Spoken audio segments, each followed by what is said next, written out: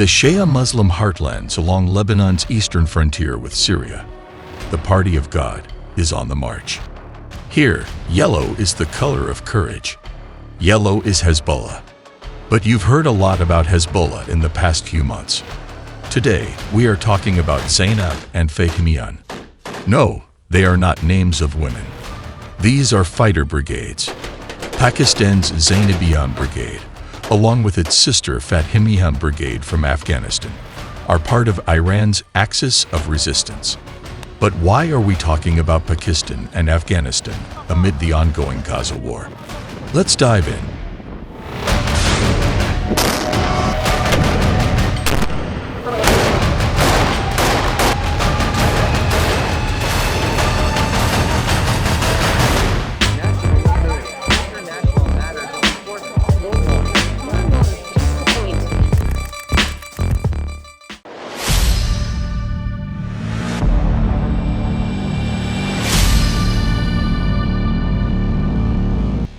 In April, the Middle East almost saw a deadly war between Iran and Israel, with Israel striking Iranian embassy in Syria, to Iran retaliating with over 300 projectiles in the first direct attack on Israel.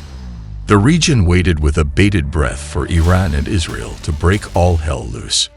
On the other hand, there was something going on in Pakistan too.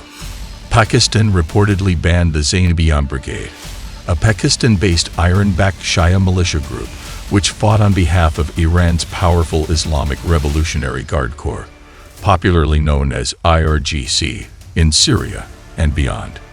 The news came at a time when former Iranian President late Ibrahim Raisi was expected to visit Islamabad in April.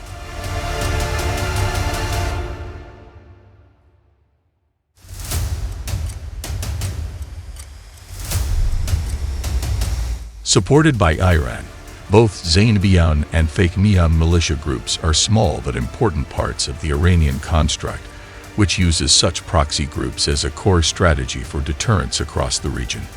In both Syria and Iraq, the likes of Hezbollah, that is Kataib Hezbollah, Hezbollah al-Nujaba, Kataib al-Shuhada, Ansar Allah, popularly known as the Houthis, and now even Hamas, have been a part of Iran's strategy of deterrence from engaging in a conventional full-scale conflict with both Israel and the wider Arab world. Despite the limited employability of both the Zainebiyoun and Fatemiyoun in Afghanistan and Pakistan, they successfully demonstrate Iran's capability to mobilize Shia ecosystems not only in the immediate Middle East, but on its other borders as well. In the event of a war between Israel and Hezbollah, these resistance forces of Pakistan and Afghanistan, based in Syria, are expected to carry out direct attacks on Israel.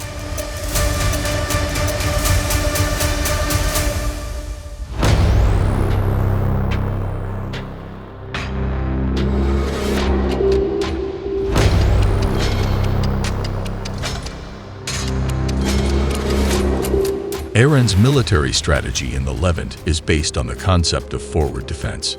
It entails engaging adversaries beyond its own territory to prevent threats from reaching its borders. A key pillar of this strategy is a network of Iran-linked armed groups across the region, known as the Axis of Resistance. This includes Hezbollah in Lebanon, various Shiite militias in Iraq, the Houthis in Yemen, Iran-sponsored militias in Syria, as well as Hamas and Palestinian Islamic Jihad. Iran now supports more than 20 groups in the Middle East, directly or indirectly. The concept of forward defense originates in Iran's historical experiences, notably the Iran-Iraq War between 1980 to 1988, with the U.S. invasions of Afghanistan in 2001 and Iraq in 2003. With this in mind, what could future patterns of Iranian-Israeli military confrontation look like?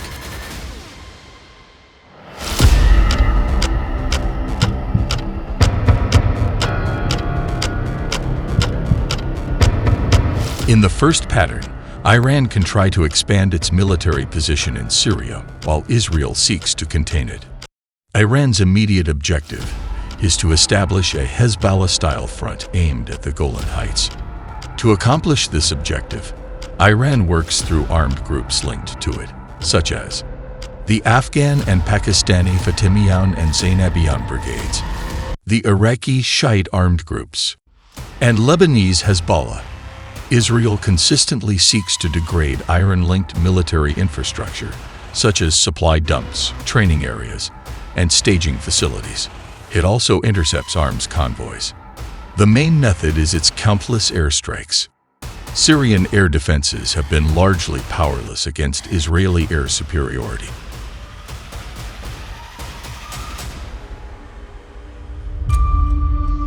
The second pattern can be called shifting red lines.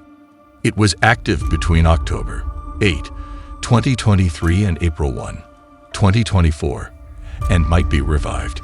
For example, cross-border strikes between Israel and Hezbollah multiplied quickly following October 7, with each side reaching deeper and upgrading targets in the course of time. Strikes expanded to 20 to 30 kilometers beyond the border instead of the habitual couple of kilometers.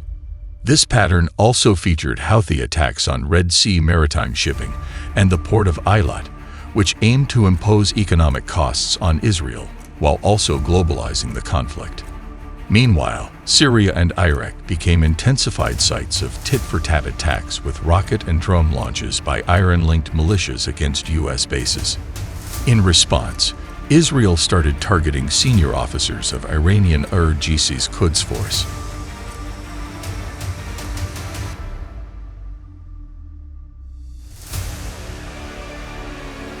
The Israeli strike on Iran's consulate in Damascus on 1 April initiated a third pattern of Iranian-Israeli military confrontation: the limited war, or short-duration, high-intensity direct conflict. As Israeli forces hit Iranian soil, it touched on Tehran's historical memory of such strikes, which set off a restrained but aggressive and large-scale response.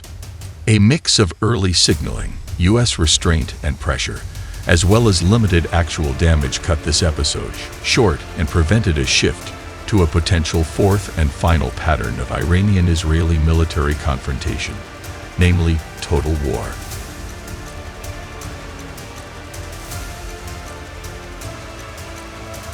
Iran and Israel cannot sustain a long-term direct confrontation. Tel Aviv and Tehran are separated by around 1,000 miles after all.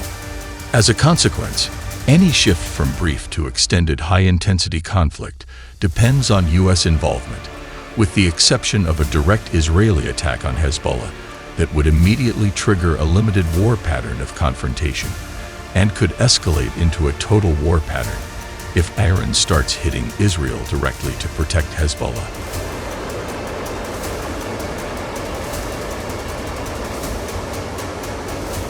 If Iranian nuclear facilities are targeted, Tehran may double down and race towards nuclear weaponization. The fears of war in Gaza escalating to a regional one seem to be coming true, disregarding U.S. influence.